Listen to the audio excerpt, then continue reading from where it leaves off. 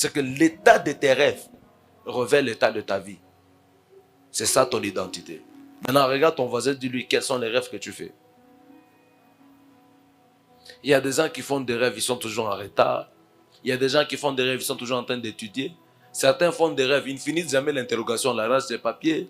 Certains font des rêves, on entend de le poursuivre avec une machette par quelqu'un. Certains font des rêves, ils ratent des avions. Certains font des rêves bizarres. Bien aimé, à chaque fois que tu fais un rêve, et surtout lorsqu'un rêve se répète, 1, 2 fois, 3 fois, ça veut dire qu'il n'y a pas eu la lumière sur ce rêve-là. La répétition d'un rêve joue un rôle important. Ça veut dire que c'est un rêve, c'est un code qu'on n'a pas encore décodé. Qui m'a donné un amen. La première source des rêves, ce sont des rêves divines. Si je parle des rêves divines, c'est que Dieu te parle par les songes.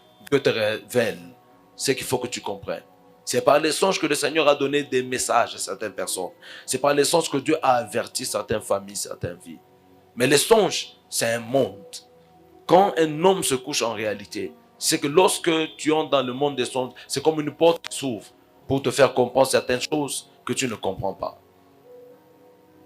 Généralement, les rêves divins révèlent également l'état de la personne. Il y a des gens, tu rêves, tu as beaucoup d'argent, mais tu te réveilles, tu n'as pas d'argent.